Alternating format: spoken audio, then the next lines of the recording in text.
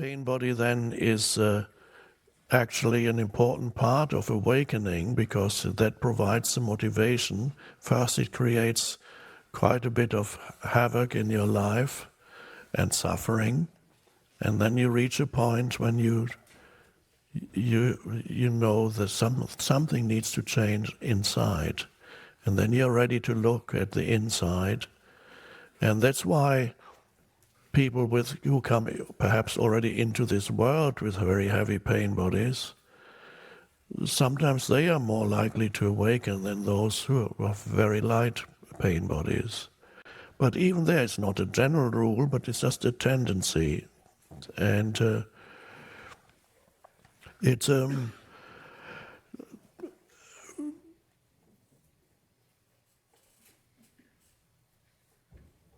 something to observe. It's a great incentive for awakening. Many of you are here because you have had your pain body, and to some extent may still be suffering from it, but you're beginning to recognize it. And many relationships are destroyed by the pain body, because and then the pain body continues to act when you, in sometimes extremely destructive ways, when you begin divorce proceedings. Divorce proceedings can make some people totally identified with pain body and totally unconscious, and can have just dreadful things that go on for years sometimes. So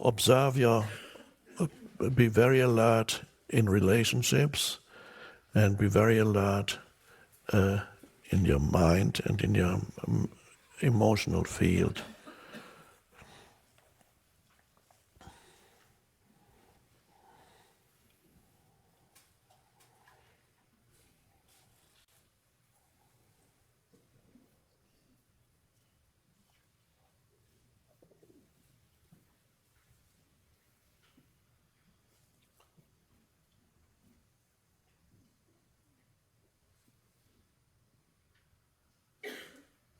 In some people, the pain body can tends to become very active when your normal state of consciousness is lowered for some reason.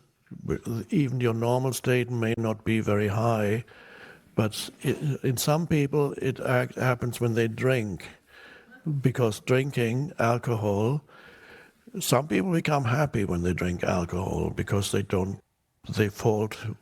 begin to fall below thinking, and so they're no longer tortured by their own minds, and they start singing songs and dancing. But not everybody.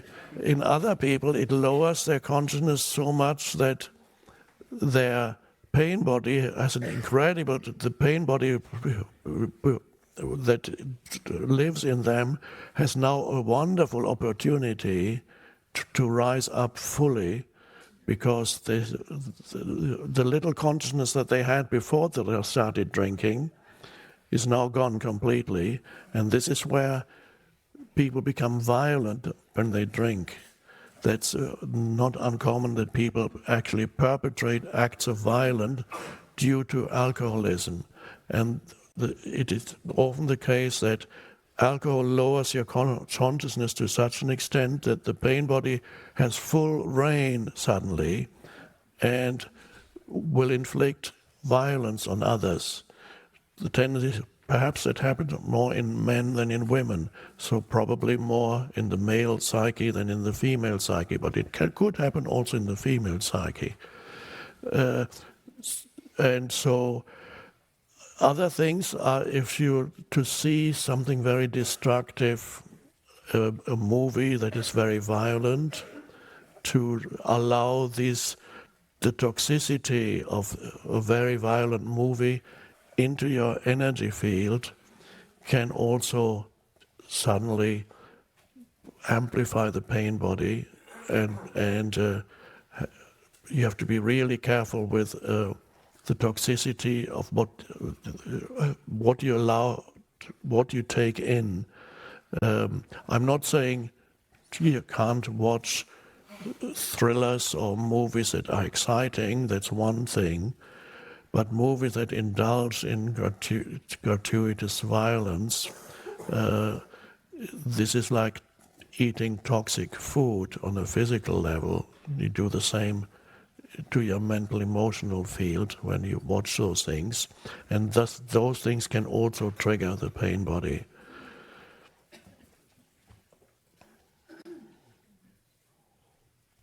Children, you may, if you have children or have brought up children, children have pain bodies too already.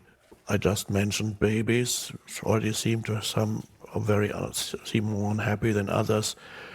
But most children have some form of pain body, and it can manifest, for example, as a temper tantrum, that the child suddenly becomes like a totally berserk, goes, they can throw themselves on the floor, or start screaming, or others go into complete and total withdrawal. They just go.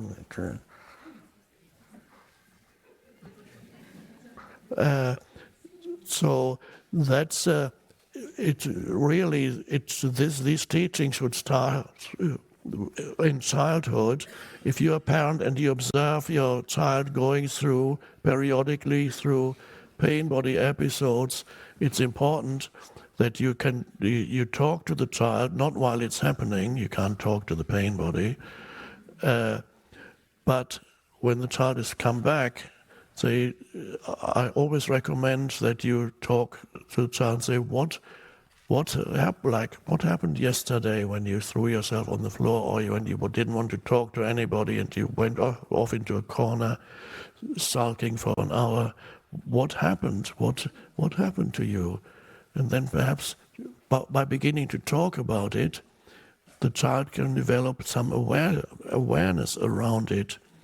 And then when it happens again, you say again, oh, the same thing happened to you again, didn't it? Yeah, what was that? What did it feel like when it happened? And then maybe the child starts talking a little bit about it. Perhaps even encourage the child to draw a picture of what is this thing that sometimes comes up in you, and what is this? What color is it, or what would it look like if it?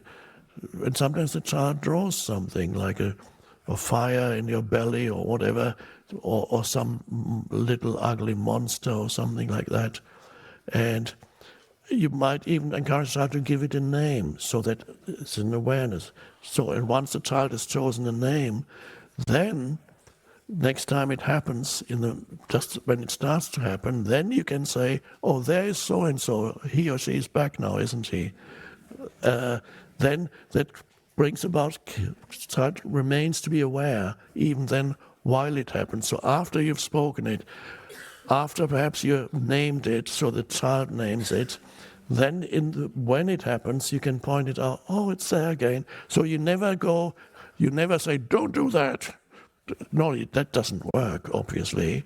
So you never ask a child to suppress it or anything, but to become more conscious. So they become more conscious of it. And that's to deal with emotions like that is so important in childhood, because a child can really suffer from very destructive emotions, and adolescents even more so when they become adolescents, teenagers, can have very destructive emotions. So to learn to be aware of their own emotional energy field so that they're not completely taken over by it, it's vital for a child to learn. This should be the subject number one at every school. But I don't know what else they teach. It's not.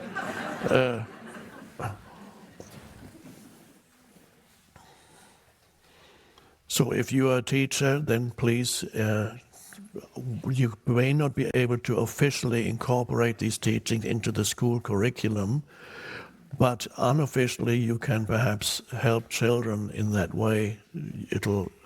I can't tell you exactly how, but you will know how.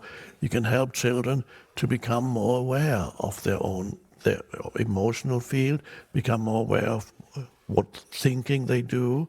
All these things, the greatest thing, the most important thing to develop as a child is awareness. So much more important than anything like accumulating knowledge or even IQ. IQ is a small, very small aspect of intelligence, and it does not guarantee awareness whatsoever.